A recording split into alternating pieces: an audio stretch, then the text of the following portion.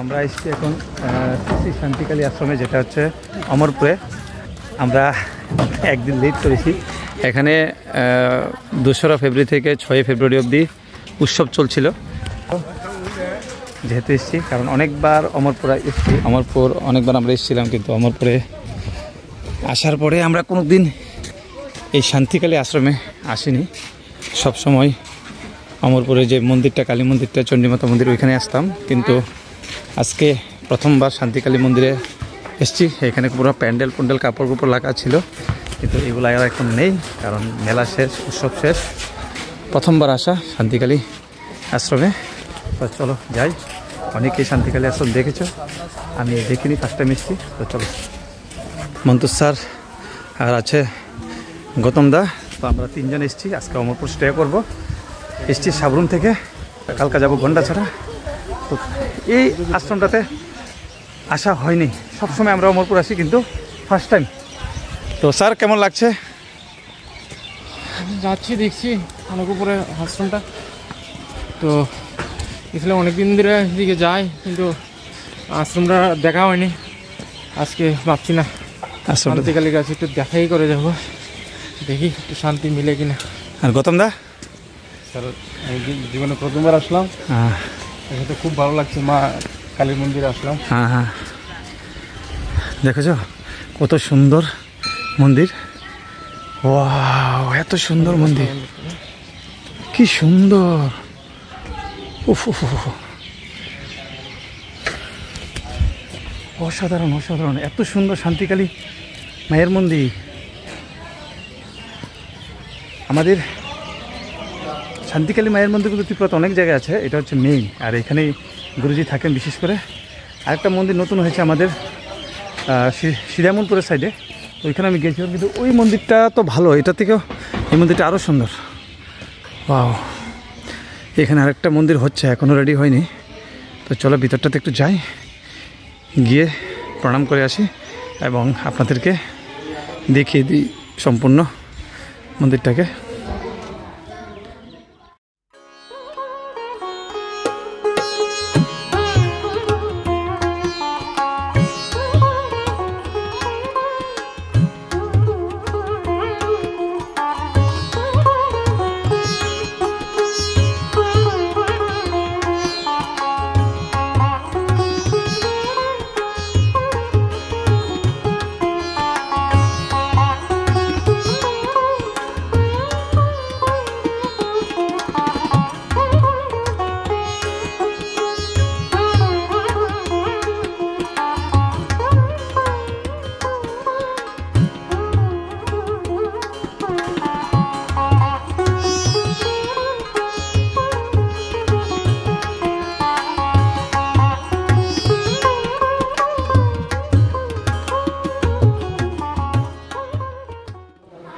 এই হচ্ছে শান্তিকালী মায়া,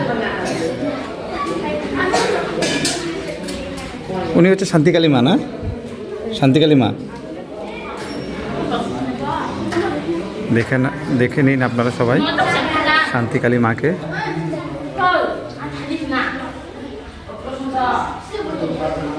প্রথমবার আসলাম অমরপুরে, অনেক আশা হয়েছে, কিন্তু কখনোই এই শান্তিকালী মা দর্শন কিংবা মন্দির দর্শন করতে আসেনি। আজকে প্রথমবার আসলাম, সত্যি মনটা ভরে গেল এখানে এসে। এত মানে আধ্যাত্মিক জায়গা এটা, আর জাগ্রত জায়গা। আর এখানে সবাই বসছে, দেখো সবাই বসছে, এখন নাম কীর্তন করবে বোধ হয়। ভালো লাগবে সত্যি।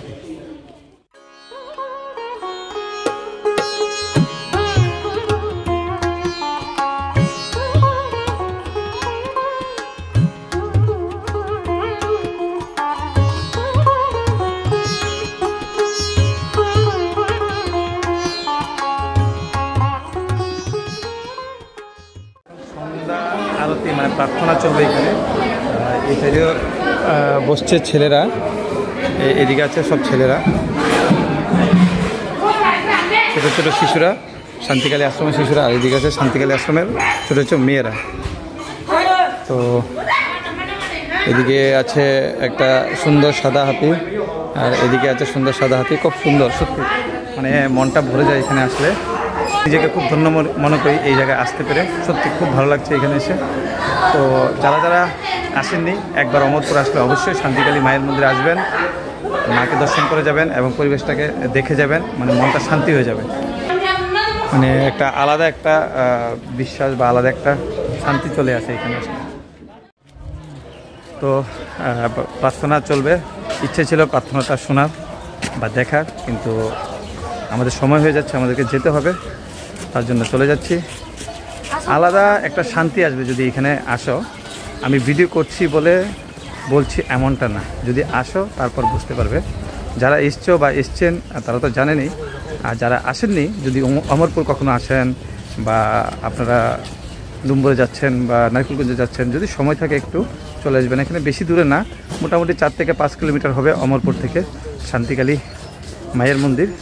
যদি ভিডিওটা ভালো লেগে থাকে অবশ্যই লাইক করবেন, কমেন্ট করবেন, আর পাশাপাশি শেয়ার অবশ্যই করবেন। শেয়ার করলে সবাই জানতে পারবে, দেখতে পারবে শান্তিকালী মায়ের মন্দিরটা কোথায়। শান্তিকালী মায়ের মন্দির তো অনেক জায়গায় আছে, কিন্তু এটা হচ্ছে মেইন মন্দির যেখানে গুরুদেব থাকেন। চারিদিকে বাচ্চাদের বাসস্থান, হ্যাঁ, এখানে বাচ্চাদেরকে পড়াশোনা করা হয় বোর্ডিং স্কুলের মতো। তো চলো ঠিক আছে, দেখা হচ্ছে পরবর্তী ভিডিওতে। সবাই ভালো থাকবেন, সুস্থ থাকবেন। জয় হিন্দ, জয় ভারত, জয় ত্রিপুরা। ত্রিপুরা অনেক সুন্দর। আমি যতদিন আছি ত্রিপুরাকে জায়গায় জায়গায় গিয়ে এক্সপ্লোর করার চেষ্টা করব, সবার কাছে তুলে ধরার চেষ্টা করব, কারণ আমি অল ত্রিপুরাতে ঘুরি। তো ভালো ভালো জায়গায় ভালো ভালো জিনিস আমি তুলে ধরার চেষ্টা করব। ভালো থাকবেন সবাই, সবাইকে অসংখ্য ধন্যবাদ ভিডিও দেখার জন্য। জয় হিন্দ।